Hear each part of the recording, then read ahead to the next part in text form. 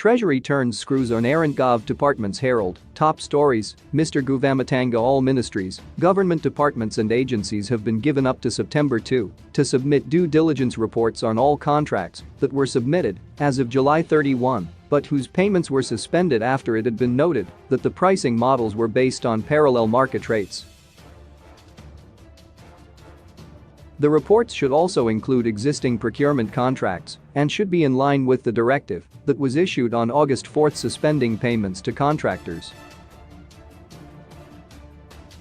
This comes as government is taking measures to tame inflation and stabilize the exchange rate with the aim of achieving price stability and market discipline, which will engender market confidence. The latest directive to carry out the due diligence exercise was issued by the Permanent Secretary in the Ministry of Finance and Economic Development, Mr. George Guvamatanga, on August 16.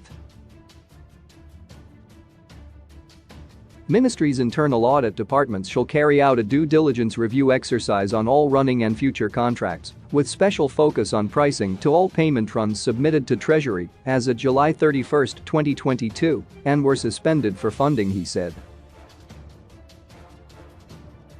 The due diligence reports for all submitted and suspended payment runs shall be submitted to the Secretary for Finance and Economic Development by September 2, 2022. In future, the Internal Audit Department shall carry out due diligence review exercises on prices for future contracts and procurements and submit their reports attached to the payment runs to Treasury.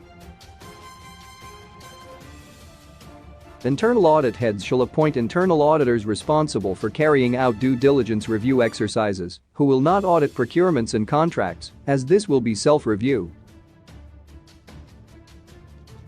Mr. Guvamatanga also said in future, ministry heads shall, in terms of the Public Finance Management Act, ensure that public entities under their ministries carry out the same exercise. He added that public entities' internal audit departments shall undertake the due diligence exercise and report to their respective ministries for review, while the ministries would ensure that the public entities use the willing buyer willing seller pricing models. Treasury suspended payments for all contracts submitted as of July 31 after noting that ministries, departments, and agencies (MDAs) were submitting pay runs for the disbursement of cash for goods and services procured using parallel market exchange rates. Such a pricing framework by the suppliers of goods and services was causing inflationary pressures and also fueling parallel market activities through unjustified movements in the exchange rate, resulting in exorbitant prices of goods and services. The inflationary pressures also resulted in the erosion of MDA's appropriated budgets, putting pressure on the Treasury through increasing demand for more funding from government, which was not aligned to the revenues inflows and created fiscal risk of unsustainable budget overruns and deficits.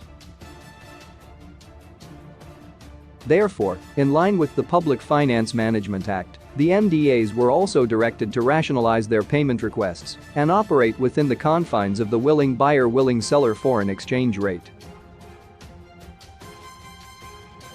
The MDAs were also directed to, in future, seek Treasury approval on contract prices in order to ensure effective control of public resources as guided by the PFM Act. In addition, all payment runs submitted to Treasury should have been reviewed and signed off by the accounting officer, ensuring value for money in procurement and confirming that the pricing framework is in line with government policy. Government has adopted a variety of measures this year to stabilize the local currency and curb inflation, such as raising the key interest rate to 200% from 80%, reintroducing the US dollar as legal tender, and selling gold coins, among others.